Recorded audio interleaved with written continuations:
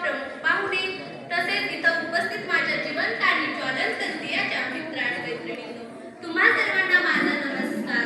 आज 1 ऑगस्ट हा दिवस खूप खास आहे. आजच्या दिवशी 1920 साली लोकमान्य बाळ गंगाधर टिळक यांची पुण्यतिथी तर लोकशाहीर अण्णाभाऊ साठे यांची जयंती.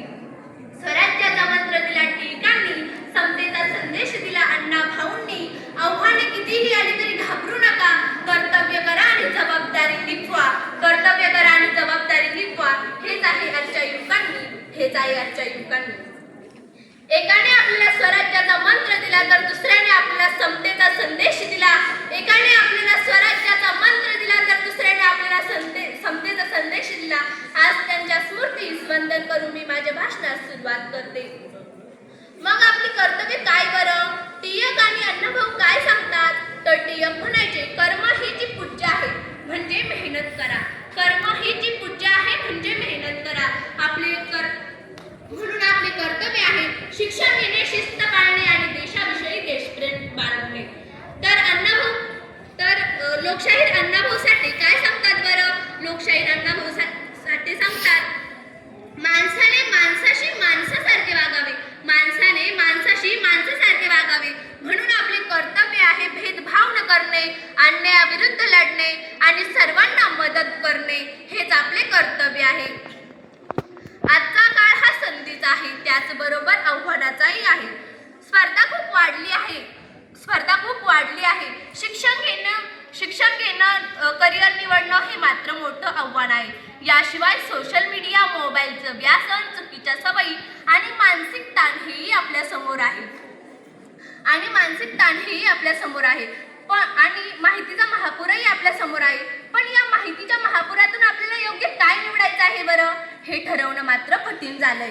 आपलं पहिलं कर्तव्य म्हणजे शिक्षण. जर आपण शिक्षण चांगलं घेतलं तर आपण आपला आणि देशाचा विकास सहज करू शकतो. तसेच दुसरं कर्तव्य म्हणजेच कुटुंबाचा आदर करणं आणि त्यांना साथ देणं. तिसरं कर्तव्य म्हणजे शिस्त, मेहनत, प्रामाणिकपणा. हेच आहे आपले कर्तव्य. जसे की स्वामी विवेकानंद म्हणायचे, उठा, जागे व्हा आणि ध्येय गाठेपर्यंत थांबू नका. हेच आपलं ब्रेद असायला हवं. आपण स्वतःसाठी जबाबदार नाहीत तर आपण या देशासाठी, या समाजासाठी, या मातीसाठी जबाबदार आहोत. जसे की मतदान करणे, कायद्याचा आदर करणे आणि गरजू लोकांना मदत करणे, पर्यावरण वाचवणे हीच आपली जबाबदारी आहे. आव्हाने आणि कर्तव्य या विषयावर माझ्याकडे एक संवाद आहे. मी तो तुमच्या समोर सादर करते. आई आणि मुलगा. आई मुलाला म्हणते, अरे बाळा उठ, 8 वाजले, कॉलेजाला जायचे आहे, हे तुझे कर्तव्य आहे. मुलगा काय म्हणाला बघा. मुलगा म्हणाला, हो आई, उठतो, फक्त 5 मिनिट, मी एक रील बघून आलोच. तर हेच का हो आपलं कर्तव्य? तर आई मुलाला पुन्हा म्हणते, अरे बाळा, तुला कर्तव्य म्हणजे काय हे माहिती आहे का रे?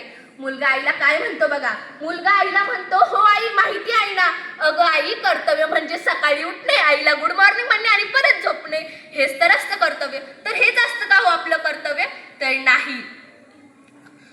या संवादातून बोध असा होतो की आपण जर कर्तव्याला शब्दात हलके करून चालणार नाही तर गुड मॉर्निंग म्हणणे हे आपले कर्तव्य नाही, तर वेळेवर उठून आपली जबाबदारी वेळेवर पार पाडणे हेच खरे आपले कर्तव्य होय.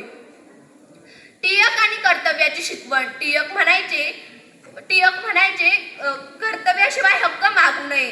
कर्तव्याशिवाय हक्क मागू नये. तर खरंच कर्तव्याशिवाय कोणीही हक्क मागू नये. टिळक स्वतः 4ला उठून अभ्यास करायचे आणि लोकमान्य टिळकांच्या केसरीमधून देश जागा करायचा. शिवजयंती आणि गणेश उत्सव साजरा करून लोकांना एकत्रित करायचे. हे त्यांच्यासाठी कर्तव्य म्हणजे शब्दात बोलणे नव्हे तर कारणे होते. आजचा काळ आणि तो महापुरुषांचा काळ. आज आपण रात्री 4चा अलार्म लावतो आणि तो अलार्म सकाळी वाजला तेव्हा उठतो आणि तो अलार्म स्नूज करतो म्हणजे बंद करतो आणि काही मिनिटातच परत झोपून जातो आणि परत सकाळी 8ला उठतो आणि म्हणतो देश कधी बदलणार आहे काय माहिती. तर हेच का हो आपलं कर्तव्य? तर नाही.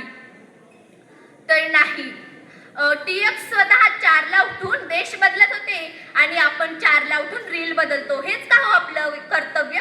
तर नाही. शेवटी एवढंच सांगेल टिळकांनी आपल्याला स्वातंत्र्य दिले तर अण्णाभाऊंनी आपल्याला स्वाभिमान दिला. टिळकांनी आपल्याला स्वातंत्र्य दिले तर अण्णाभाऊंनी आपल्याला स्वाभिमान दिला. हे टिकविणे आणि देशाला पुढे नेणे हेच आजच्या युवकाची जबाबदारी आहे. हेच आजच्या युवकाची जबाबदारी आहे. आजच्या युवकाने कर्तव्य टाळू नये.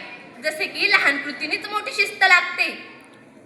जसे की लहान कृतीनेच मोठी शिस्त लागते. आव्हान आले तरी थांबू नका. आव्हान आले तरी थांबू नका. कर्तव्य सोडू नका. जबाबदारी टाळू नका. अण्णाभाऊ साठे आणि टिळकांचा विचार घ्या आणि देशाला पुढे न्या. आणि देशाला पुढे न्या. हीच आहे आपले कर्तव्य. हीच आहे आपली जबाबदारी. धन्यवाद.